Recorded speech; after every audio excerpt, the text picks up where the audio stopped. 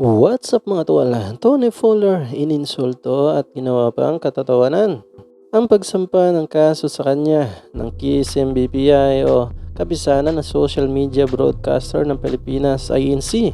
Tapos ang ginagawa nila, sinasabi ni Fowler na malabo na yung mata ng mga kliyente ko and mga matatanda na kasi hindi daw marunong mag-distinguish ng sex toy sa totoong sex organ. So that's why we're filing a case here.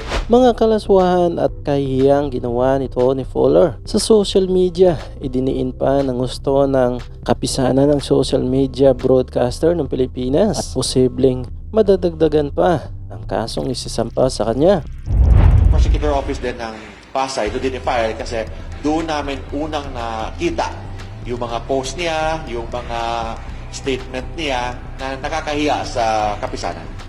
Yung kaso naman na cyber libel na ginagawa ni Ms. Fowler, di ba nag-file din ang kaso ni Ms. Fowler sa Pasay.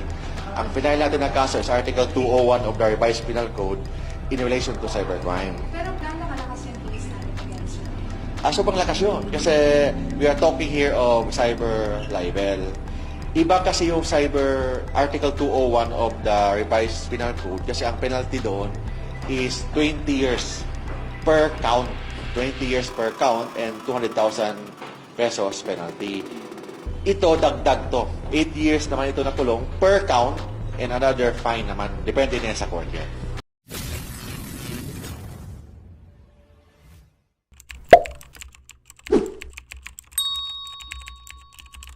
Tila hinamon pa nga ni Tony Fuller at ininsolto ang kapisanan ng social media broadcaster ng Pilipinas INC na kung saan ito nga ang grupo na nagsampa ng kaso laban sa kanya. Dahil nga sa mga ginawang kahihiyan at mga kalaswahang ibinabahagi nito sa social media. Kaya ang inakala ng marami na binasura na nga ang kasong isinampa kay Tony Fuller ng KISS MBPI na pinamumunuan nga ni Atty. Mark Tolentino ay hindi pala ito totoo at binigyan din pa nga ito ng gusto ni Atty. Mark Tolentino na ayon pa nga sa kanyang matinding naging pahayag na ito sa mga pang-insulto ang ginawa pa sa kanila na tila ginawa pa nga itong katatawanan ng kampo ni Tony Fuller dahil umano'y malabo raw ang kanilang mga mata at hindi nga raw sila marunong mag-identify kung ano talaga ang sex toys na kanilang ibinabanggit. Kaya pahayag at din pa nga rito ni Atty. Mark Tolentino.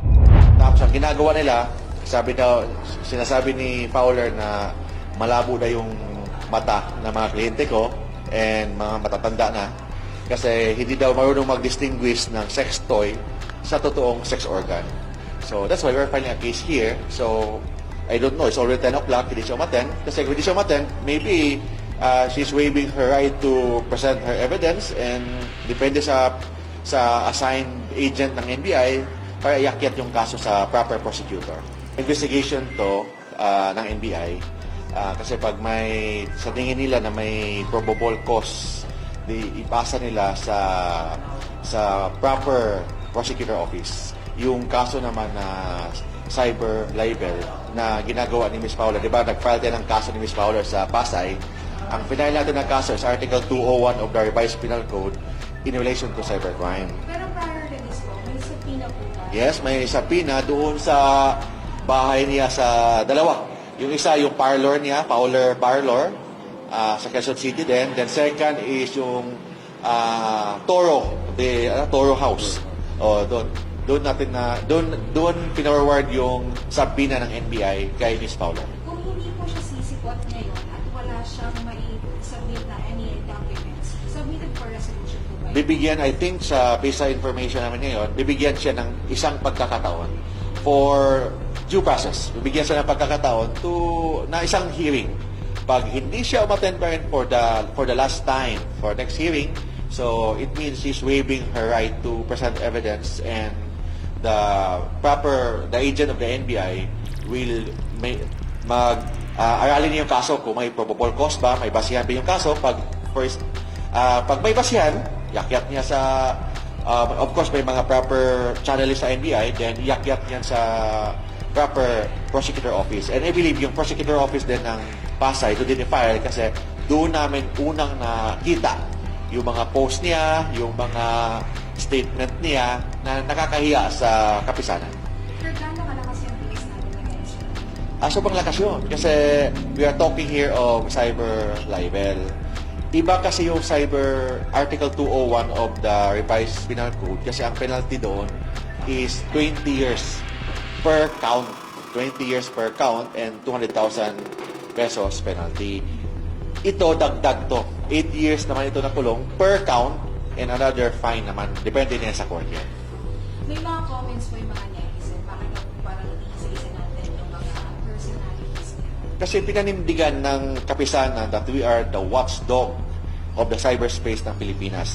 Hindi, wala pa yung personal interest dito. Hindi kami kupilita dito. This is for the country, for God, and for the Filipino people. To protect the Filipino people about the mga corruption sa pag-utak nila.